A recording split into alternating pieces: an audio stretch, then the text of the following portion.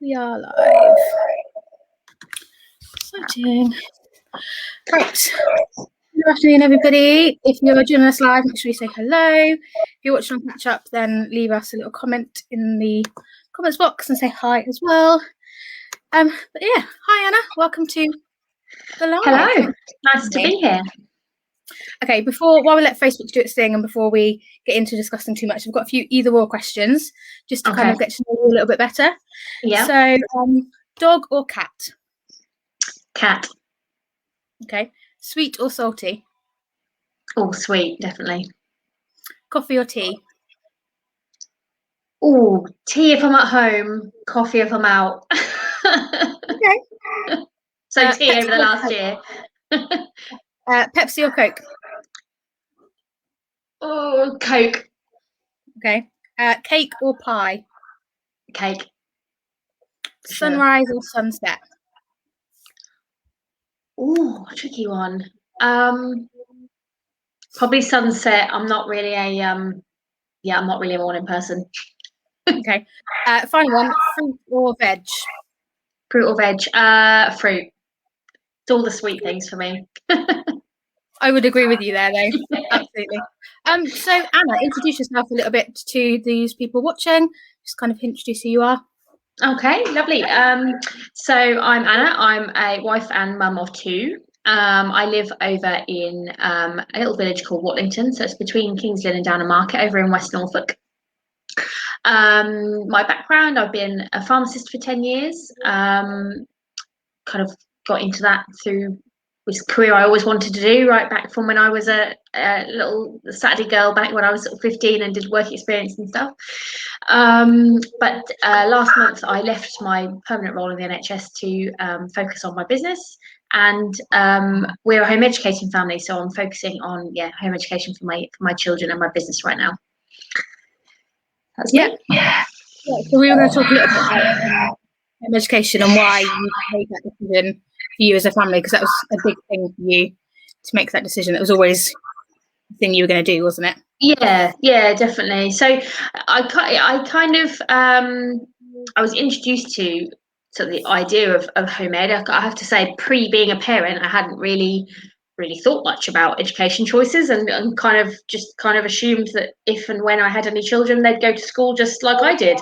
But when I became a parent, my very dear friend Paula, who was also a doula at the birth of my son, kind of introduced me to home ed. She's a home educating mum of 5, and she really inspired me to kind of consider it as an option, and so I did. So the first sort of couple of years of my son's life, I sort of dabbled around the edges and sort of found my local home ed community and got to know a bit about it, and used some various sort of online resources and things to kind of sort of looking at different options and how the law stands and all of that.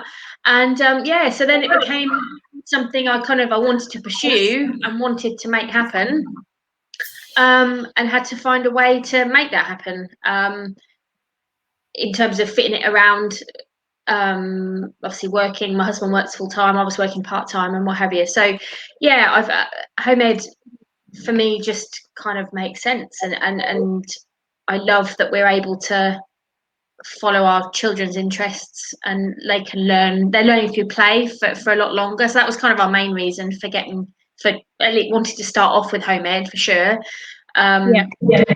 Following the kind of Scandinavian approach to education, where formal learning doesn't start until 7, and they do a lot more learning through play up until that stage. That was kind of that was our main kind of reason for going down this road initially. Yes, like you said, you don't really do the traditional like sitting at a table, homeschooling kind of stuff that I guess I would imagined it would have been. You definitely don't do it hardly any of that, do you? No, not at all. So you obviously you can, and there are families that home ed out there that follow the curriculum. I mean, you can access national curriculum online, and you can follow it just at home if you wish. We don't. We follow a very kind of child-led approach, learning through play, because they're quite young. My son's only now 7, and my daughter is she's coming up for 3, so she's not sort of even of school age yet. So it's very much learning through play and just learning through day-to-day life experiences. So we just bring in opportunities for learning to read and math skills and things through just day-to-day life, through baking, through stuff that we do together. And and then taking opportunity from the amazing sort of home ed community we have in the area. Norfolk in general has a huge home ed community. There's lots of activities that are running. Obviously, it's been tricky this past year because a lot of that, everything's closed because of COVID. But pre-COVID, home ed was a bit of a misnomer really, because we were hardly ever at home.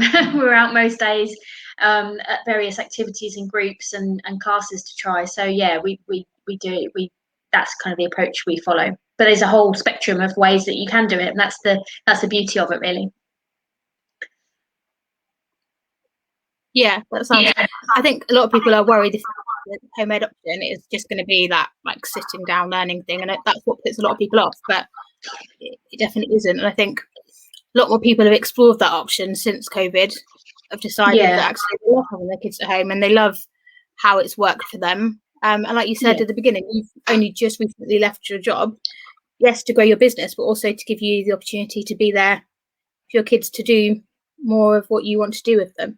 Absolutely, yeah, absolutely. It's the kind of the homeschooling, the pandemic learning that parents have endured for the last year. My hat goes off to all parents out there that have had to cope with that over the past year, because it absolutely doesn't reflect normal kind of elective home ed at all, and it's incredibly stressful for you guys to meet the expectations of school alongside all of your other commitments. So yeah, but it absolutely isn't kind of a reflection of true home ed. Yes, if it suits your child and that's the way you want to educate at home. I mean, lots of families do use worksheets and workbooks and what have you, and I have some here, but it's when you're electing to home ed, you get to choose the approach you use and how many hours in the day you do, etc., based on what fits your family and fits your child. You don't have the constraints of the school day. I mean, it doesn't have to be 9 till 3, Monday to Friday. It can be any time. So actually, we do quite a lot of our stuff at the weekends, really, when my husband's not working and we're all here together. We do a lot of stuff then, because obviously we can do a bit more one-on-one stuff with the children, because obviously they are slightly different. There's sort of 4 years between them, so it does help to obviously have that time when we can both, they have their needs met individually as well as together. Yeah, it's interesting. And for you, like you said, you left your job, so now you're working at home, running your own business. Tell us a little bit more about what you're doing. Yeah. Okay. So I was introduced to a business 5 years ago now, actually. So when my son was 2 and I was sort of at this stage where I was wanting to make this pipe dream of home ed happen, I was introduced to UW. Actually, as a way of us saving some money, as we were just selling our house at the time and moving, and it was just made perfect sense, a no-brainer to really simplify sorting out all of the household stuff as we were moving house. But I was introduced to it as a way of building a business and another income stream through just helping my friends and family, recommending the company to them, and it just made sense to give it a try. So I did. I got started. Didn't really correlate it with kind of home ed at that point, but kind of got started. And as time went on and I started to build, I realised that actually this could be a way that I could build a business from home and be home more for the children, and that's now become a reality. Obviously, we were able to home ed. It kind of gave me the confidence, not just obviously the income and building at the business side of it, but the kind of personal development for me, and it really gave me the confidence to really go for home ed, because obviously when you're choosing something, you're choosing home ed, which is obviously the minority. You do get a lot of people questioning why, and you kind of do have to really be confident in your choices and go for it anyway, and so that's not always easy. So it really gave me the confidence. Being part of this business and the personal development really gave me the confidence to go for it, and we did make that happen in 2018. Would have been the year that my son would have gone to school had he gone. And and so and then, like I say, last month I was in the position where I was able to leave my career for now and put pharmacy aside for a while, and be able to focus on home ed, which is my passion. I mean, being able to raise my children in a home ed environment and bring them up like that is my passion right now. And then the business, I love the business, and that allows me to make that happen. So yeah, really pleased to be able to do that for my kids. Yeah, it's just something you've grown, haven't you? You've kind of enjoyed doing it. You've been able to grow, and it's made it fit your family. I think sometimes people think, well, if I'm going to start a business, it's going to take all of my hours away. It's going to take away from that ability. Whereas you've shown that actually it's given you the opportunity to do those other things because you've grown it in the way you want to grow it, and you've made it fit. And it's not just one or the other. It's kind of they mash together to make it fit for you guys. Absolutely. The business, I mean, anybody who has their own business will know, I mean, you have to have your why, don't you? You have to have your reason, your purpose for that business. And usually it's not money, is it? It's what the money can do for you. And that's exactly what it is for me. It's a case of it's building a business. One, because I love helping people, and I love being able to save people money every month, and simplify things, simplify their life admin, because it's just anything to do that is good, isn't it? But for me, it means that I'm able to build a lifestyle for my children, and that's what it gives to me. So it's that's what it's all about, isn't it? It's holding on to that why and what it is that you really want, and focusing, and that's the focus. Do you know what I mean? On the days where it is getting a bit much and I've got children clinging to me and I'm trying to get some work done and we're not quite going to plan, it's the reminder that that's why I do it, so that we can have the lifestyle that we do. Yeah, and like you said, it's not always easy. There are interruptions. The kids are there. They are, and for many people, the kids maybe might be at school now, so they think it's got that flexibility to do more. But even still, the kid, you've got that balance, right? And your kids still come first. But like you said, you decide on your why. Your kids are your why, and that's your focus, which is a great focus to have. And I think some people maybe think, oh yeah, it'd be great to have a business to get a bit of extra income, but they haven't figured out that why, and that's probably the most important thing to do first. Yeah, absolutely it is. Yeah, it is.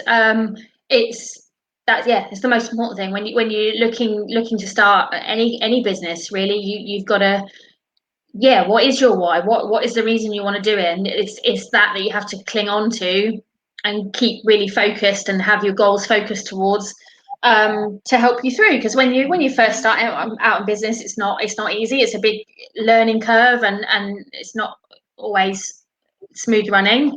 And it does take a lot of time and energy to begin with, but if you've got that kind of vision, then it's worth persevering, for sure. Absolutely. I think that's something that we hear a lot about, because obviously we're both within the Mums in Business International Group, and that's something that they not drill into us, but it's something that is brought up on a very regular occurrence, isn't it? And making sure we've got that why and those goals kind of in place and set. Yeah, definitely. And having a network of people, like having obviously we've become friends obviously through Mums in Business, and we have obviously a whole group of us, haven't we, that are really good friends within there. It doesn't have to be within the networking group, but in general, if you've got people there to support you, you need your cheerleaders, don't you, as well, to support you in it, so it doesn't feel like you're doing it all on your own, because that's hard work. Yeah, 100%. I think since joining that, and the people I've met through that yes, I've met them through that, but they're friends now. I wouldn't necessarily say that they're like the Mums in Business group. They're my friends group now, and that 100% are those people that encourage you, and when you're having a bad day, they're there for you. And it's just important to have that team of people around you, whether it's from like the business group or whether it's from your already friendship group that you've got to start with. Yeah, absolutely. Yeah, it's really important. It's vital, really, to be able to keep on track and to keep setting the goals and to keep persevering with it. Sure. Yeah. So in terms of that, what's next for you? Like, obviously, you've had a new role this week, which is quite exciting. Yeah. So I've just taken on a networking leader role for the Mums in Business International Spalding Group. So that's really exciting. That's brand new for me. I've not done anything kind of like this before, so it's going to be lots to learn and lots of new people to meet and kind of brushing up mastering my Facebook skills and, and things, managing a group. So that'll keep me busy for a while. Building a little bit of momentum in my business and growing that. And just finding kind of a new rhythm to my family life, really, because obviously I've been employed for more than 10 years, but obviously I've been employed for a long time and kind of always kind of segregated sort of work life and home life were quite separate things, and it's kind of just working out how they kind of gel together and keep the kind of home, I have a harmonious home but still get the work done that I want to. So that's it just takes a bit of time, doesn't it? So that's kind of what I'll be focusing on the next few weeks, just to kind of make sure I'm getting that balance right and the children are still getting what they need from me, as well as sort of getting other bits of work done. So we were talking about that the other day, weren't we, and had a chat about how planning your life and planning your diary can be so important to kind of to maintain all of these things. So nothing has to take a back seat. You can give everything the not necessarily equal amount, but the full amount that it needs. For me it's very much I do need to have a bit of a plan, and I'm still working out how best to do that, but I definitely need a plan, even if it's just three. Do you remember the three things for business I want to get done in the day? Just knowing those the night before or first thing in the morning, so that I've got them in my mind to get them done, or plan a time in the day when I can get them done, so that I can be present when I'm doing other things. Otherwise, you spend all day, don't you, just kind of if you've got stuff in the back of your mind that needs doing, and then you're not really paying attention. I find myself being a bit distracted when I'm with the kids and what have you. And I don't want that. I want to be able to be fully present with them when I'm with them, and then fully present to get work done when in those sort of then the time that I have available for that. So and that all comes down to planning, doesn't it? If you've got a plan, if you know what tasks you need to get done, then you can kind of tackle them as you get opportunities to, and enjoy your family time, which is just so precious and so important when your children are growing up. You blink and you miss it, don't you? So it's really, really key that we give them our undivided attention when we are with them. Yeah, absolutely. I always, when it's my weekend with Emily, I just don't have a list that day. That's my time to just focus on that. And if she wants to sit and do something for half an hour and it gives me the opportunity to do something, then great. But that is my, like you said, precious time to focus on them, and she's the priority at those moments. So absolutely. And I guess that is obviously the difference, obviously, with being a home ed family and having them here all the time. It is that has been difficult over the past year, because I've not obviously been able to access anybody else to kind of help very easily. So during that, we do have to have kind of boundaries in place, and sort of there's a bit of give and take in our household to make sure that everyone does have their needs met and we get stuff done.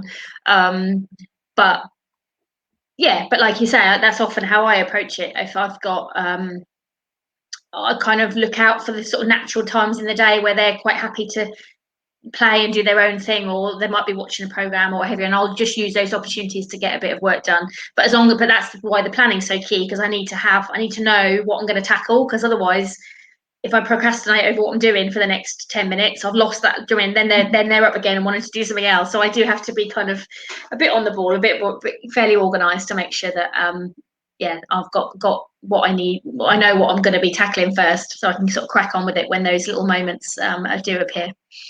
Yeah, 100%. I think sometimes you can have a massive long list of things you want to achieve within the next week or so. But if you prioritise, like, that's got to be done by this point, so that's the first thing on my list. When you do sit down, you don't spend the first 10 minutes sitting in that half an hour slot going through that list of, so what shall I do first? What's urgent? You've got that ready. And I think that's important in any life, whether it's for business or whatever it is. Obviously, household chores and things, some chores need doing more before others. So there are your priority as well. Definitely.